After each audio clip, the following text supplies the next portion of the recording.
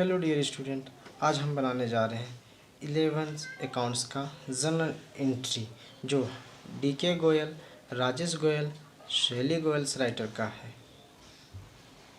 11th को दो भागों में बांटा गया है, एक वॉल्यूम 1 और एक वॉल्यूम 2। तो हम लोग स्टार्ट करने जा रहे हैं जनरल एंट्री का क्वेश्चन नंबर 1 से। ठीक है, कहता है enter the following transaction in the journal of Manohar Lal and sons. तो जनरल एंट्री जितना भी हुआ है किसका है? मनोहर लाल एंड सन्स का। तो जितने भी ये 2019 की डेट है, मार्च का 1, 2, 4, 5, 10, 16, 18, 20 मार्च का जो भी ट्रांजेक्शन हुआ उसको हम लोग जनरल एंट्री करके दिखाएंगे। तो सबसे पहले एक हमने फॉर्मेट ले रखा है। सबसे पहले फॉर्मेट में लिखना है क्या? Journal of Manohar Lal and sons. अगर कंपनी का नाम दिया है तो क्वेश्चन में तो उसका नाम लिख सकते हैं, और नहीं अगर दिया है तो जनरल एंट्री डायरेक्ट लिख के क्वेश्चन बनाना शुरू कर देंगे। ठीक है, फर्स्ट कॉलम में डेट का, सेकंड कॉलम में पार्टिकुलर का, थर्ड कॉलम में एलएफ का, और फोर्थ कॉलम में अमाउंट डेबिट का, और फिफ्थ कॉलम में अमाउंट क्रेडिट का। नीचे आरएस में लिखना है क्योंकि हम लोग आरएस में बनाएंगे। ठीक है, तो फर्स्ट में क्या बोला था क्वेश्चन? फर्स्ट में बोला था क्या? Manohar Lal and sons start business with cash. ठीक है, मनोहर लाल जो है वो क्या करते हैं? 60,000 रुपये लगाकर बिजनेस को स्टार्ट करते हैं। ईयर है 2019 का, और महीने है मार्च का, और डेट है 1 तारीख। ठीक है, तो हम लोग सबसे पहले यहाँ लिखेंगे क्या? ईयर को लिखेंगे 2019 और महीना लिख देंगे मार्च। ठीक है, और डेट है 1। क्या बोला था? Start business with cash. Manohar Lal and sons ने रोकड़ लगाकर व्यापार प्रारंभ किया था। तो सबसे पहले क्या करते हैं कि जब भी हम रोकड़ लगाते हैं तो पैसा आता है और कैपिटल भी आता है, कैपिटल भी आता है और कैश भी आता है। तो दोनों आ रहा है, दोनों इंक्रीज कर रहा है, दोनों इंक्रीज कर रहा है। ठीक है, जब दोनों इंक्रीज करता है, कैश है एसेट और कैपिटल है लायबिलिटीज। ठीक है, क्या है? लायबिलिटीज। जब एसेट इंक्रीज करता है तो डेबिट होता है, और लायबिलिटी इंक्रीज करता है तो क्रेडिट होता है। तो डेबिट में क्या आया? कैश। डेबिट में क्या आया? कैश अकाउंट डेबिट कितना था? 60,000 टू क्रेडिट में क्या हुआ? Capital to capital account. ठीक है, कैपिटल अकाउंट में कितना लिख देंगे? 60,000। ये डेबिट का कॉलम है इसलिए डेबिट तरफ, ये क्रेडिट का कॉलम है इसलिए क्रेडिट तरफ। अब रही बात की कि हमने यहाँ थोड़ा दूर में लिखा और इसको थोड़ा सा साइड में लिखा। क्यों? ये नियम कहता है अगर सटा के दोनों लिख देंगे तो डेबिट और क्रेडिट में अंतर नहीं रहेगा। ठीक है, इसलिए जो डेबिट का रहेगा उसको सटा के लिखना है थोड़ा सा, और जो क्रेडिट में रहेगा इससे काफ़ी थोड़ा सा दूर में लिखना है। लिखेंगे, इसको बोलते हैं नरेशन। लिख देंगे क्या? Start business with cash. ठीक है,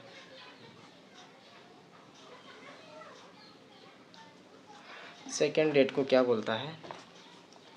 परचेज फर्नीचर फॉर कैश 10,000 का।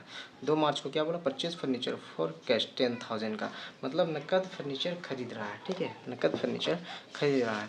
जब भी एक एग्जांपल लेते हैं हम लोग, ये क्या है? बिजनेस है, समझ लेना क्या है? ये बिजनेस है। किसका बिजनेस है? तो मनोहर लाल एंड सन्स का। ठीक है, इसका ट्रांजेक्शन ना है, जो भी ट्रांजेक्शन है उसी को ना दिखा रहे हैं। तो क्या है बोला क्या क्वेश्चन में? Purchase furniture for cash, furniture खरीद रहे हैं। ठीक है, फॉर कैश नकद। जब बिजनेस से नकद खरीदेंगे, जब बिजनेस से नकद खरीदेंगे, ठीक है, क्या खरीद रहे हैं? फर्नीचर। तो खरीद रहे हैं तो बिजनेस में आ रहा है, क्या आ रहा है? फर्नीचर आ रहा है। ठीक है, फर्नीचर आ क्या रहा है? फर्नीचर। और जब कोई भी चीज़ आता है तो क्या होता है? डेबिट। कोई भी चीज़ एसेट अगर आता है बिजनेस में तो डेबिट, और जाता है तो क्रेडिट। तो क्या जा रहा है? कैश। क्यों? क्यों जा रहा है? तो जब भी हम कोई चीज़ सामान खरीदेंगे, कोई भी दुकान एग्जांपल के लिए कह सकते हैं, अगर हम लोग दुकान है, अगर वहाँ जा रहे हैं खरीदने नकद में, तो पैसा तो जा रहा है ना। इसी तरह से एक बिजनेस है, तो बिजनेस से भी पैसा जा रहा है। और आ क्या रहा है? फर्नीचर। तो आ रहा है तो डेबिट, और कैश जा रहा है तो क्रेडिट। कोई भी संपत्ति, कोई भी एसेट आ रहा है तो डेबिट और जा रहा है तो क्रेडिट। आ क्या रहा था? 2 तारीख को फर्नीचर आ रहा था। क्या आ रहा था? Furniture account debit. और क्या क्या जा रहा था? To cash account credit. ठीक है, कितना था? तो 10,000 था। 10,000 डेबिट में, 10,000 क्रेडिट में। नरेशन में लिख देंगे क्या? नरेशन में लिख देंगे परचेज फॉर कैश। ठीक है, मतलब ये जाहिर कर रहा है क्या कि खरीदारी हुआ, परचेज खरीदारी हुआ नकद में। क्या खरीदारी किया? परचेज, है ना। चलो टर्म एंड कंडीशन तीसरा क्या बोलता है? किधर गया? Purchase goods for cash. माल खरीदा गया नकद, इसमें भी बोल रहा है क्या? कैश। इसमें भी माल खरीदा गया है, कितना? 25,000 का। ठीक है, इसमें भी खरीदा गया है। परचेज गुड्स फॉर कैश 25,000 का। इसमें संपत्ति का नाम दिया है या सामान का नाम दिया है, इसमें सिर्फ बोल दिया कि परचेज गुड्स फॉर कैश 25,000 का। ठीक है, इसमें कोई भी एसेट का नाम नहीं दिया है। जब कोई भी एसेट का नाम नहीं देगा, ये था 4 तारीख को, तो उसको लिख देंगे डायरेक्ट परचेज अकाउंट डेबिट 25,000। हाँ, इसमें भी क्या क्या था गया था कि नकद, इसमें भी नकद पैसा इसमें भी जा रहा है। ठीक है, पैसा बिजनेस से इसमें भी जा रहा है, और जाता है तो क्रेडिट। ठीक है, तो क्या जा रहा है? Cash to cash account. कितना? 25,000। ठीक है, इसमें लिख देंगे being purchase goods for cash. ठीक है, फॉर कैश। चलो आ जाते हैं हम लोग 5वां तारीख को। ठीक है, बॉट्स गुड्स फ्रॉम कमलेश। ठीक है, कमलेश से माल खरीदा गया। कितना? 15,000 का एक माल खरीदा गया। ठीक है, कमलेश से। किससे? कमलेश से। देखिए इसमें नकद की बात नहीं किया है, सिर्फ बोल दिया क्या? Bought goods from Kamlesh. Kamlesh से माल खरीदा गया 15,000 का। हिंदी भी देख लो, 10 तारीख को कमलेश को है, ये 5 तारीख का था ना। कमलेश से माल खरीदा 15,000 का। ठीक है, कमलेश से खरीदना है। ठीक है, तो देखिए अगर नकद खरीदते तो कैश जाता, लेकिन कुछ नहीं बोला, सिर्फ बोल दिया कि कमलेश से खरीदा गया। किससे खरीदा गया? जब खरीदते हैं तो क्या एंट्री होता है? परचेज। खरीदते हैं तो क्या एंट्री होता है? Purchase account debit. कितने का था ये? 15,000 का। 15,000 का। हाँ, इसमें क्या हो रहा था? इसमें नकद खरीदा जा रहा था इसलिए कैश, इसमें भी नकद खरीदा गया था इसलिए कैश। इसमें नकद खरीदा गया नहीं है, सिर्फ बोल दिया है कि कमलेश से खरीदा गया, इसलिए हम लोग क्या लिख देंगे? कमलेश का खाता का लिख देंगे। ठीक है, कमलेश क्रेडिट। कितना? 15,000 का। हाँ, यहाँ गलती मत करना, क्या हो जाएगा? यहाँ बहुत कोई स्टूडेंट क्या करते हैं? अकाउंट्स भी लिख देते हैं, कमलेश का अकाउंट नहीं लिखना है। ठीक है, अगर लिखने का रहेगा तो ऐसे लिख सकते हैं, टू कमलेश डेस देकर एस दें, कमलेश का अकाउंट। लेकिन क्या कहते हैं, नियम क्या कहता है? डायरेक्ट उसका नाम लिख दीजिए। ठीक है, बीइंग क्या लिखेंगे? Purchase from Kamlesh.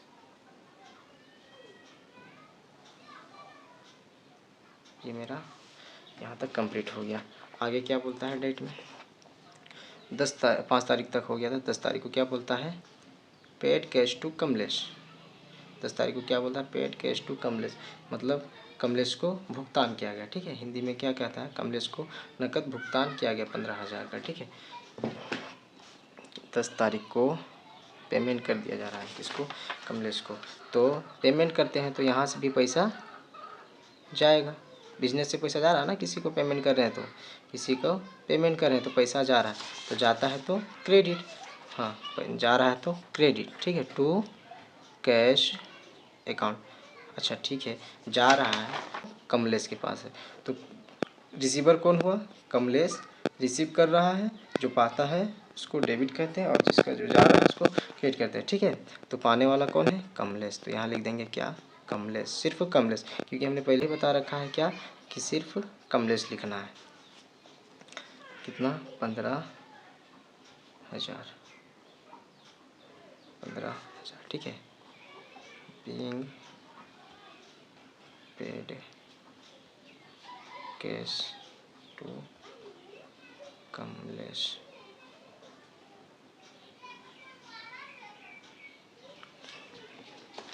दस तारीख हो गया। 10 तारीख के बाद क्या बोलता है? 16 तारीख को purchase goods from Sohan, purchase goods from Sohan 6,000 का। ठीक है, purchase goods from Sohan, Sohan से माल खरीदा गया, सोहन से माल खरीदा गया, सोहन से माल खरीदा 6,000 का। ठीक है, इसमें भी जिक्र नहीं किया है कि नकद खरीद रहे हैं या उधार खरीद रहे हैं। जब नकद का जिक्र नहीं करता है तो कैश नहीं मानना है, उधार मानना है। ठीक है, कितना तारीख का था ये? 16 तारीख को। क्या बोल रहा है? Purchase goods from Sohan, purchase कर रहे हैं ना। चलिए, परचेज, संपत्ति का नाम नहीं दिया है, सेट का नाम दिया नहीं है। परचेज अकाउंट डेबिट, कितना? 6,000 है ना, 6,000। और 2 पैसा जाता तो कैश होता, लेकिन यहाँ कुछ नहीं बोला, सिर्फ बोल दिया कि purchase goods from Sohan, Sohan से खरीद रहे हैं, तो जिससे खरीद रहे हैं उसका नाम। ठीक है, 6,000 लिख देंगे नरेशन में। Being goods purchase from Sohan, ये नरेशन जो होता है वो हम लोग उसी का जो बोलता है वही लिखते हैं। ठीक है, बस छोटा करके लिख देते हैं। अगर आपको नहीं छोटा करने आएगा तो वो क्वेश्चन वाला भी उतार सकते हैं, कोई दिक्कत नहीं है। आता है 18 तारीख को, क्या बोलता है? Purchase goods from Sohan for cash, same entry है, परचेज गुड्स फ्रॉम सोहन, और इसमें बोला है कि purchase goods from Sohan for cash. सिर्फ ये एंट्री क्या बढ़ा दिया? फॉर कैश, नकद खरीद रहा है। यहाँ क्या कर रहा था? उधार खरीद रहा है। हमने पहले ही बता रखा कि जब उधार खरीदते हैं तो उसका नाम, और जब नकद खरीदते हैं तो नाम की जगह में कैश लिख देना है। Purchase goods from Sohan, Sohan से नकद खरीदा जा रहा है, सोहन से 8,000 का। तो क्या लिखेंगे? परचेज, खरीदा जा रहा है तो परचेज, खरीदते हैं तो परचेज होता है। ठीक है, परचेज, परचेज मतलब खरीदना होता है। परचेज अकाउंट डेबिट 8,000, और 2 नकद खरीद रहे हैं ना, तो पैसा बिजनेस से जा रहा है, बिजनेस से जाता है। कहीं भी चीज़ खरीदते हैं तो पैसा जाता है, तो चाहे बिजनेस हो चाहे कोई भी चीज़ हो। ठीक है, यहाँ नरेशन में लिख देंगे, 18 तारीख को था। Being purchase goods from Sohan for cash. ठीक है, अब एक लास्ट एंट्री बचा हुआ है जो क्वेश्चन में बोलता क्या है? Paid rent for the office, कार्यालय का किराया भुगतान किया 1,000 है ना। Paid rent for the office 1,000। ठीक है, एग्जाम्पल के लिए समझा देते हैं आपको। क्या है कि ये बिजनेस है, इससे किसी को पेमेंट कर दिया जा रहा है। क्या है? रेंट पेमेंट करते हैं। कोई भी चीज़ का किराया होगा, ऑफिस का किराया है, उसमें पेमेंट कर दिया जा रहा है। तो पेमेंट करते हैं तो पैसा तो जाएगा ना। कोई भी चीज़ इंसान को हम लोग किसी को भी देंगे, चाहे कंपनी हो चाहे किसी को भी देंगे, तो पैसा तो जाएगा ना। पैसा जाता है तो क्रेडिट, जिस प्रकार ये सब गए हैं, ये सब पैसा जा रहा है, ये भी क्या है? कैश है। कैसे पैसा जा रहा है तो क्रेडिट, कोई भी चीज़ जाएगा तो क्रेडिट और आएगा तो डेबिट। इसमें पैसा जा रहा है, हाँ, किस नाम से जा रहा है? तो रेंट के नाम से जा रहा है। ठीक है, रेंट अकाउंट डेबिट, और जा क्या रहा है? तो कैश, कैश अकाउंट क्रेडिट 1,000, और ये भी 1,000। अब सारा मेरा एंट्री कंप्लीट हो गया। ठीक है, क्या लिखेंगे? Paid rent. ठीक है, अब क्या करेंगे? इसको टोटल कर लेंगे। टोटल में ब्रैकेट में लिख देंगे RS।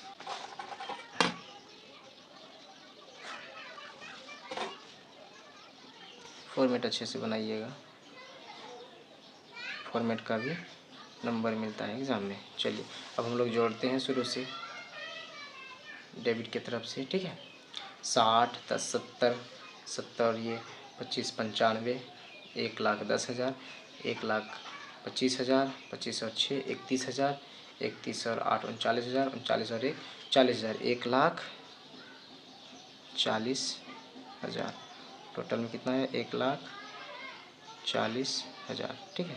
आंसर मैच करेंगे, आंसर आया है कि नहीं। कितना था? 1,40,000 है ना, 1,40,000 आंसर मैच कर गया।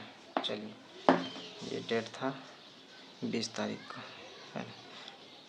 चलिए नेक्स्ट टाइम हम लोग क्वेश्चन नंबर 2 बनाएंगे। अगर क्वेश्चन समझ में आ गया होगा तो चैनल को सब्सक्राइब कर ले, ताकि जब हम क्वेश्चन नंबर 2 बनाएंगे तो सबसे पहले आप तक पहुँचे, ठीक है। Thank you.